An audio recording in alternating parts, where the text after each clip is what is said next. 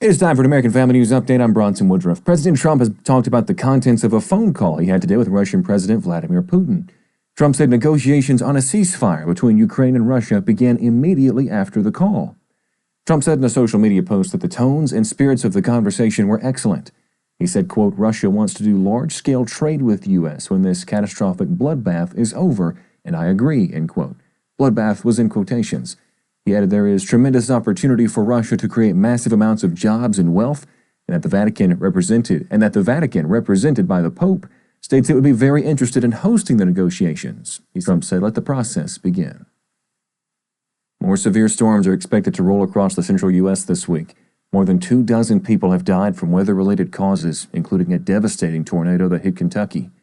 The National Weather Service said a multitude of hazardous weather would impact the U.S. over the next several days, from thunderstorms and potentially baseball-sized hail on the plains to heavy mountain snow in the west and dangerous heat in the south. Areas at risk of thunderstorms include communities in Kentucky and Missouri that were hit by Friday's tornadoes. At least 19 people were killed and 10 seriously injured in Kentucky.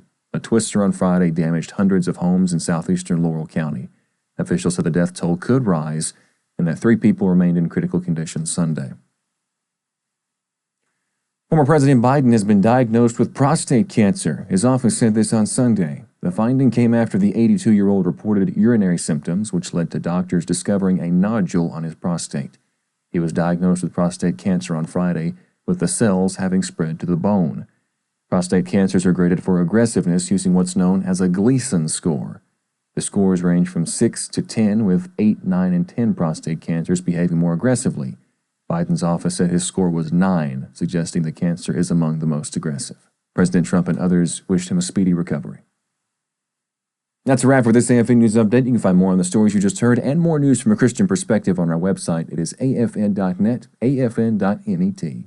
Thank you for watching American Family News. I'm Bronson Woodruff.